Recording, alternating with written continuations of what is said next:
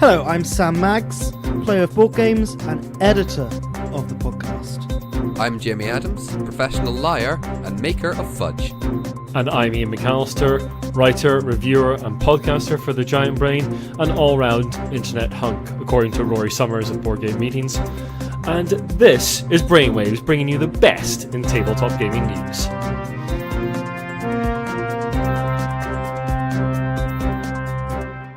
And the headlines for the 27th of May, 2018. It's back to award season, with the Spiel des Jahres being announced, and the Origins Award. And there has been a huge amount of stuff coming out of Games Workshop recently at Warhammer Fest.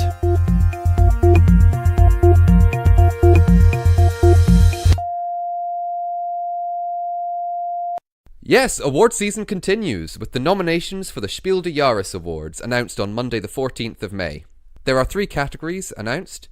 There is the Spiel des Jahres, whose nominations this year are Azul, Luxor, and The Mind. The Kinderspiel des Jahres, which is games for children, whose nominations this year are Emojito, Funkelschatz, and Panic Mansion. And the Kennerspiel des Jahres, which is the more advanced, the connoisseur game of the year. And the nominations for that are Die Quacksalber von Keldlenberg, Ganz schön clever, and Heaven and Ale. And also this year, Spiel des Jahres is awarding a special prize to Pandemic Legacy Season 2.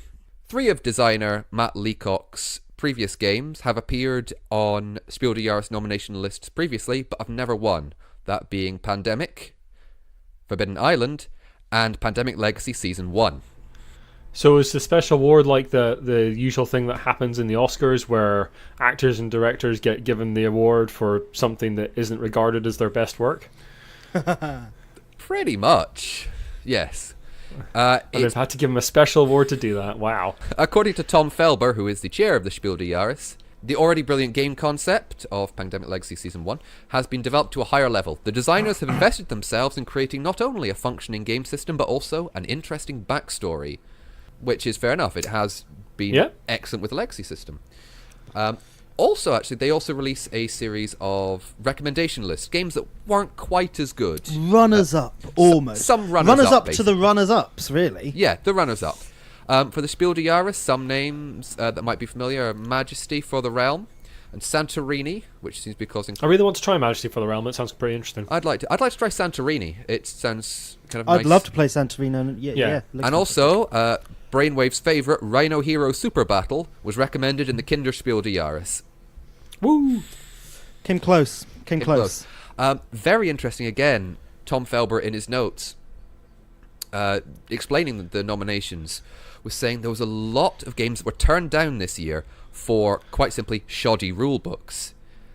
His quote, "Unfortunately, we're increasingly under the impression that ever more very good games are being hastily put together at the last minute in order to meet release deadlines, without sufficient attention being paid to the comprehensibility and completeness of their rulebooks. We have never had to rule out so many in and of themselves very good games as this year, simply because their rulebooks did not meet the quality we expect. We jury members no longer wish to see ourselves in the role of beta testers for rulebooks, which are only made adequate on the second printing run." Damn straight. Yeah, fair enough. The other set of awards announced recently are that of the Origins Game Fair in the States. This is probably closer to the sort of Oscars of gaming, I would think. There are many categories: board games, card games, collectible games, huge number of nominees across family games, miniatures, role-playing games.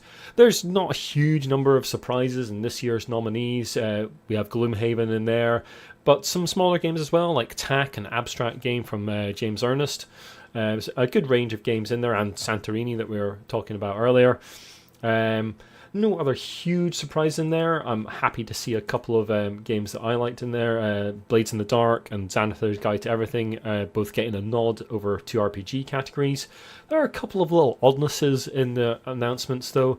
Mountains of Madness from Aiello being announced as a family game is kind of curious given the theme. And Codenames Duet also announced as a family game, which as a 2-player game doesn't seem to really fit into that kind of category. Seems a bit odd, isn't it? There's a few that I'm kind of looking at, and I think it's that they want to give it an award, or they want to at least nominate it for something, but there's not quite a category maybe it fits into. Yeah. So they're kind of just putting games in categories that maybe they're not relevant for, but it's literally because, we feel it needed to have a nomination, so it can go in there. I mean, maybe the game, maybe it's not nuanced enough. I mean, like the comparison to the Oscars is an interesting one. The Oscars has a huge number of categories over various different things, awarding different bits of filmmaking, and it might be that the Origins Awards needs to be a little bit more nuanced, and certainly as the hobby grows, maybe look to like featuring like what's the best solo game, for instance. There's a big push for solo gaming at the moment. What's the best 2-player game, etc. But obviously that's a lot more work on the part of the committee that announced these things. So who knows? The public voted Board Game Geek Awards do a very similar thing where there is loads of categories, and that features things like as you were saying, best 2-player games, best illustrator, even best. You name it. There's lots of things there. And even the Dice Tower Awards that we mentioned last time, again, it has a lot more varied categories for things like small publishers, best kind of 2-player game, best theming, or best art, or best most innovative, which is quite nice to see. And I guess the reason we keep going, the Oscars of board games, and it's like, well, we don't need the Oscars for the board games. We have these, which each award kind of individually represents a different side of the community in, different facets, and I think that's very interesting. And I guess this is the level of prestige we prescribe onto it, I guess. Yeah, no, I agree. Lots of news coming out recently from Warhammer Fest, which took place on the 11th of May. The main news coming out of that festival was the announcement of a new version, a new edition of Warhammer Age of Sigmar, which we interjected very nicely in the previous episode, and a new edition of Adeptus Titanicus as well. Again, following on from the last episode, all these new editions being announced. What do we think? Everyone's doing it. Well, I think it's a clear indicator that a change in Games Workshop kind of head several years ago, and you can see the massive change. The focus again on specialist games, on the box games, bringing back things that were really popular and had this massive cult following, and now they come back in box form. So which this time round is Adeptus Titanicus. Yes. So Games Workshop. In previous years, we've had Blood Bowl come out. We've had Necromunda be re-released. Rumours are Battlefleet Gothic is coming out very soon again. Completely. So it is just that really responding to the community of saying, look, we love these old games. We have a real community base for them, real fan base for them, and Games Workshop just seem to be delivering that. And to be honest, they do look. It does look fantastic. Of course, it does. I mean, I think it's cool that they're going back to their old games, and there is obviously a new ethos at Games Workshop of supporting older games and bringing back out their older properties, because for a long time the wider community were looking at them wondering why they didn't want to make money from these very, very, very well-regarded properties. However, I think I'll sound a slight note of caution. It does feel a little bit now like they are really throwing everything at the wall and seeing what sticks. They also announced a new game called Rogue Trader, which is yet another boxed game skirmish 40k kind of thing, and they haven't really released all the stuff they would said they would for Blood Bowl, or even all the Necromunda stuff that is still waiting to be released. The Blood Bowl announcements seem to be incredibly drip fed. It's every now and again. So they just released the Chaos team. At Warhammer Fest they announced the Dark Elf team. So it's just dribs and drabs. It seems to be in between the main IPs, that being Age of Sigmar and Warhammer 40k. We'll just put these things out because, see, like, the community can be resourceful. I'm not sticking up for GW. I'm just saying we know the community can be resourceful and they can put together a Dark Elf team or any other team that they like. It's just nice. It would be nice to see a bit more love for these games. Yeah, just a little bit more regular support for the stuff they're putting out. And one final piece of news from Warhammer Fest. Very, very exciting for the lovers of audiobooks and drama series is that they are releasing Realmslayer, which is a story revolving around dwarf character Gotrek Gurnason, and he will be voiced by the one and only Brian Blessed. Amazing. Yeah, I hadn't heard that. There's a little clip of it on their announcement page, and it just sounds brilliant. Purely for this role, it sounds like one to check out. Yeah, we'll link that in the show notes, folks. Some news coming in from Days of Wonder with a new edition of Ticket to Ride. As always, a new edition of Ticket to Ride. Well, not a new edition. Flog that horse. And why wouldn't you? It is one of the biggest selling modern board games. And it does seem well loved. This time they're going to New York, 1960s.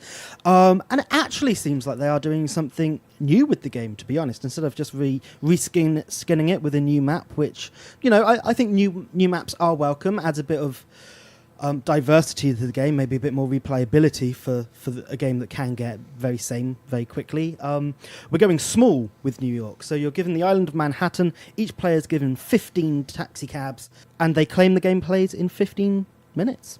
15 minutes, that's a bold claim. It'll be at least twice that, right? That's the general rule. Yeah, time and a half. Yeah, time and a half. 20 odd minutes. I mean, I think the different Ticket to Ride maps give some different rules, like the United Kingdom gives that almost progression-based system where you start off in England. Yeah, that's a nice one. Which is nice to see. That for most of the time they're not just going, here's just an extra map. To me, it seems that the newer editions are kind of bringing in a lot more varied mechanics, where initially I think those first kind of map packs, as they sell them, were map packs, very much that you did see things like tunnels and things being added on, but really in the newer editions there are kind of new mechanics. They're trying to stretch the formula, a change of gameplay, yes. Which is always welcome in something like that. At the other end of the scale from intro board games like Ticket to Ride, we have the newly announced and on Kickstarter right now, Crusader Kings, making the jump from computer games to the tabletop. This has been put out by a slightly odd choice of company, in my opinion. It's Free League Publishing, who have so far put out a bunch of role-playing games like Tales from the Loop and Coriolis. You can get those through Modiphius in the UK mostly. But yeah, they've not really released a board game before, so it seems like a slightly odd choice to put out a board game. But yeah, Kickstarter is doing fantastically well at the moment. It is currently on £164,883 of a £42,000 goal. So it is doing fantastically well. Free League have also announced that they have done basically a tie-up deal with Paradox, Paradox being a computer games company, to release City Skylines and Europea Universalis somewhere down the line as board games as well. I am excited about City Skylines, I can tell you that. I mean, if it's not better than Suburbia, I don't care.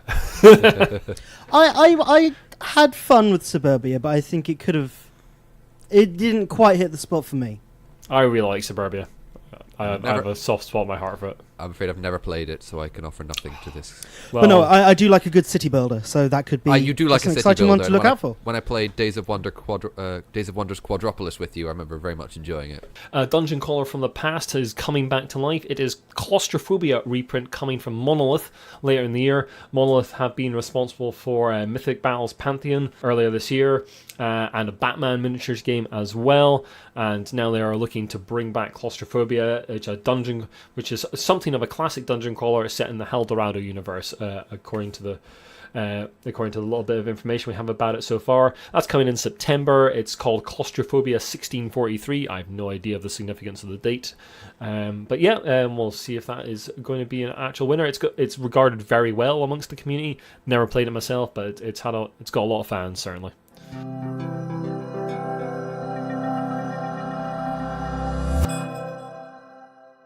This week on Brainwaves, we're going to get rid of our usual brainstorm chat section, and we are instead going to go to the Hyperdrive. Punch it.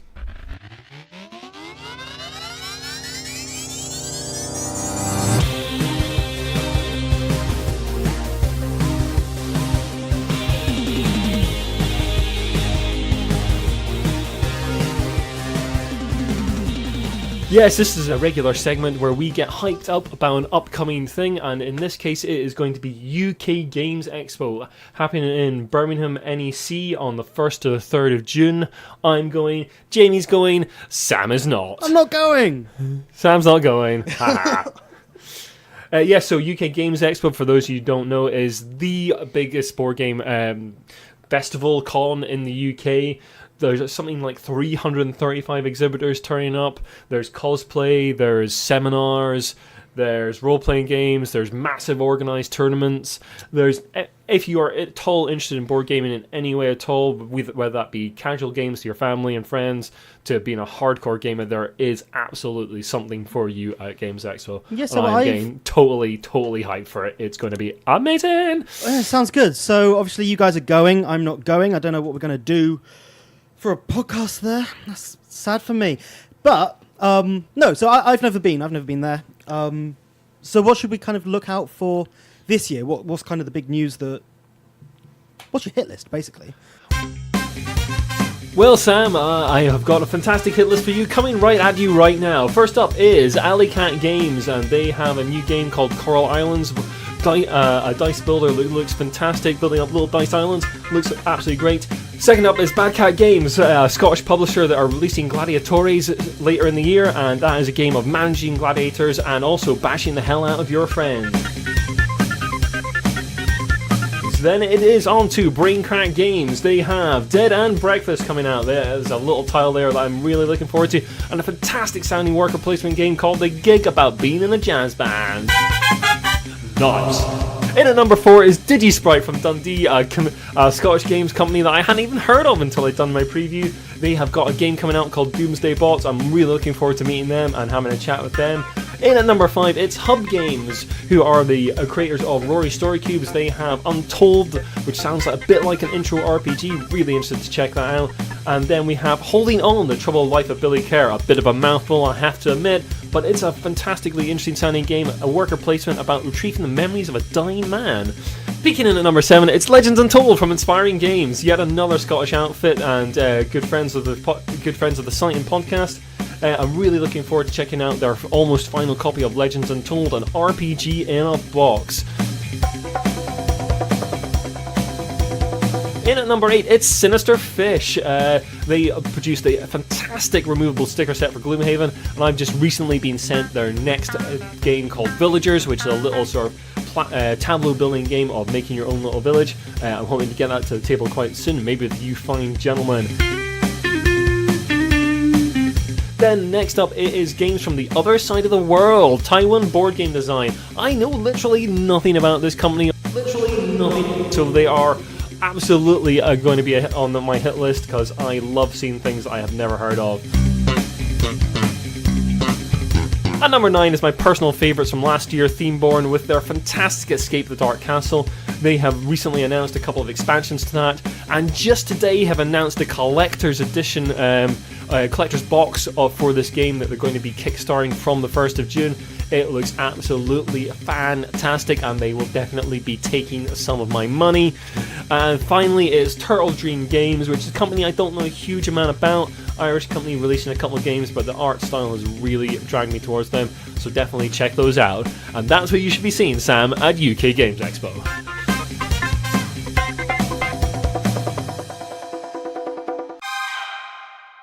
That sure is a comprehensive guide. Thanks a lot. That's amazing, Ian. I've got a little bit of a hit list, not as comprehensive as yours, and we've got one overlap. I'm very interested in Holding On, the Troubled Life of Billy Kerr as well. Hub Games, it seems very interesting. Yeah, absolutely. I didn't know about it. Definitely. Pardon, Sam? Sounds very interesting. That is one that I had heard of previous to this.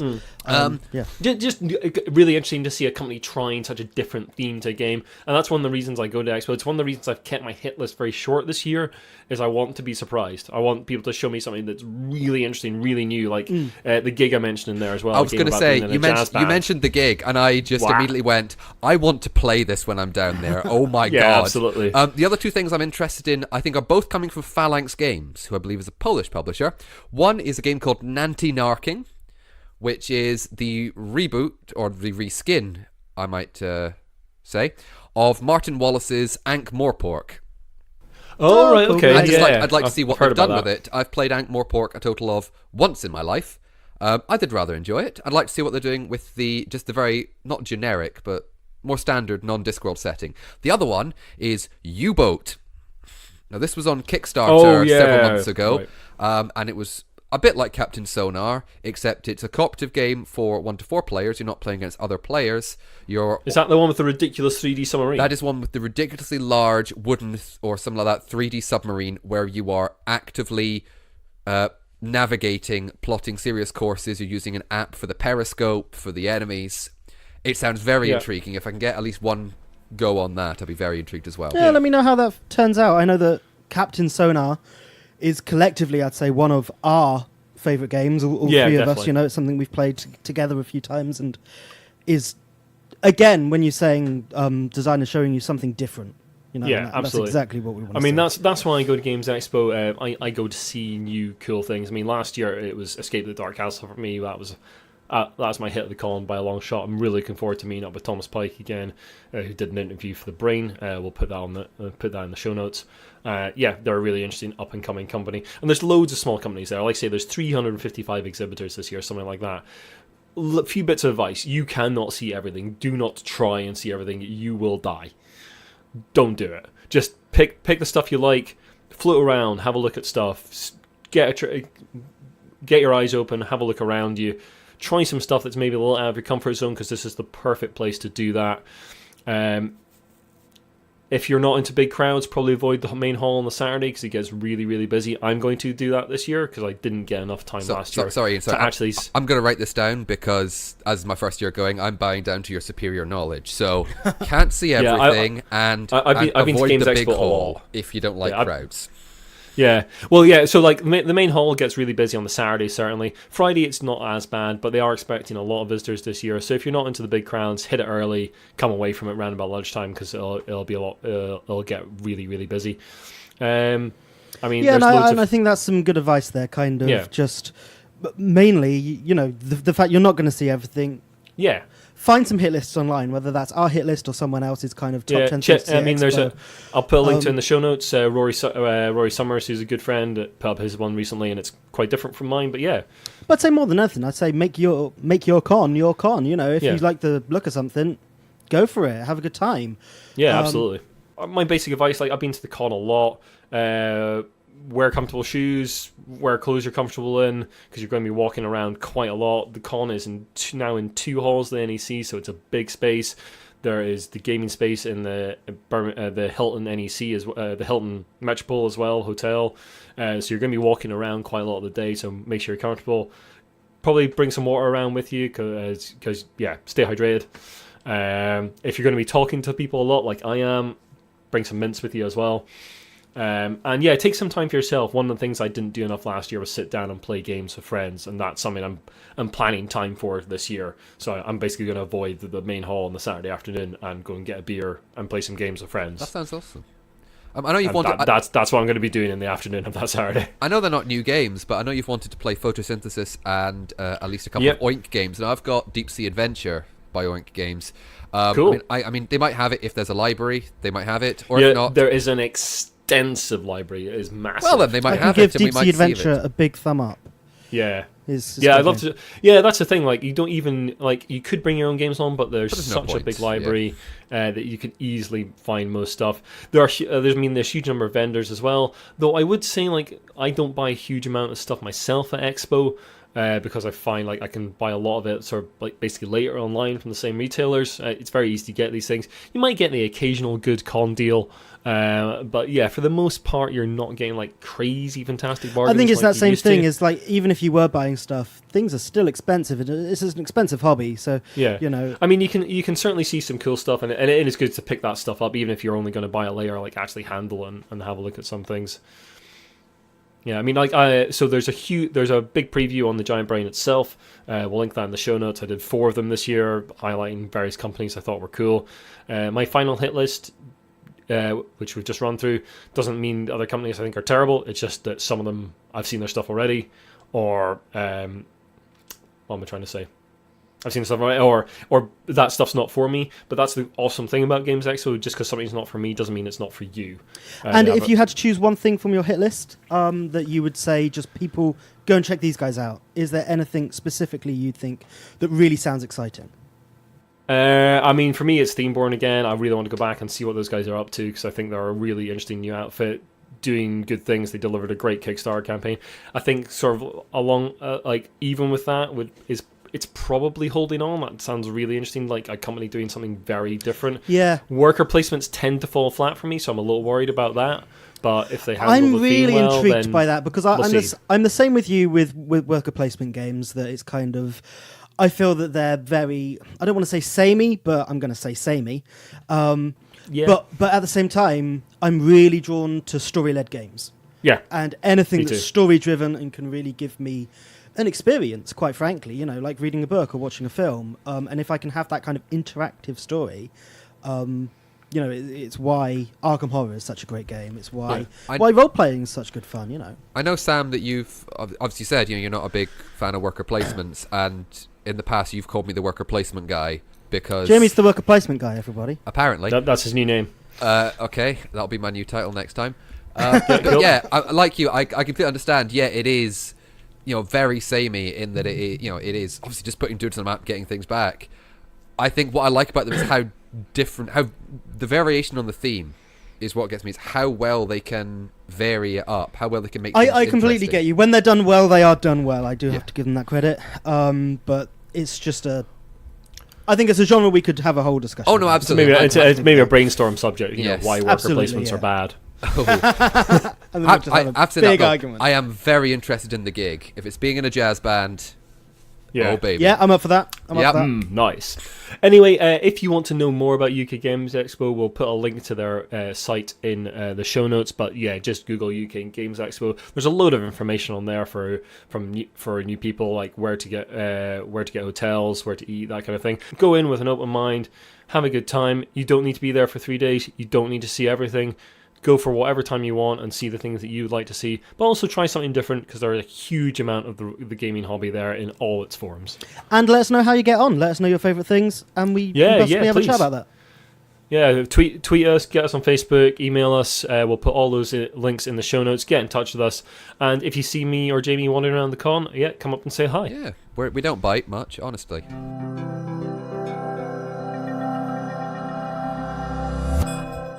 And finally this week, we have a little Kickstarter project that caught my eye, definitely.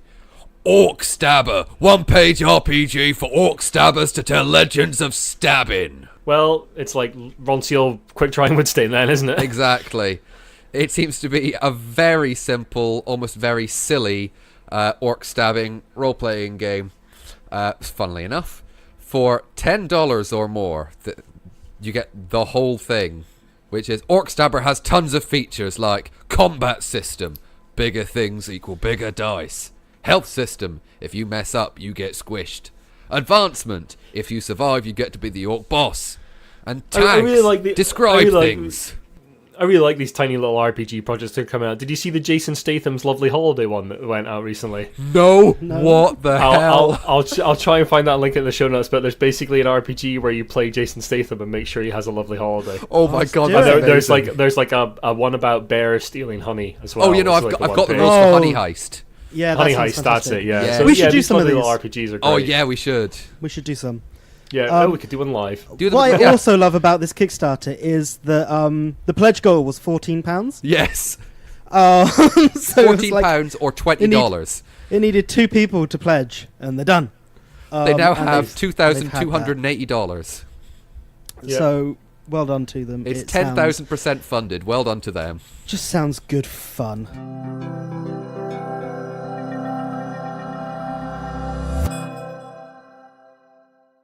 That's all we have time for this week on Brainwaves, so thanks very much for listening. If you like what you've listened to, the best way to help us is to share the podcast around on Twitter or your social media of choice. If you have a fruit-based device, then please give us a rating and review on iTunes.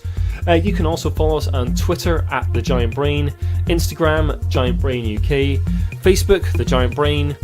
Our website is giantbrain.co.uk, and you can email us at giantbrainuk@gmail.com. You'll find links to all the news that we've talked about tonight in our show notes. Thanks very much.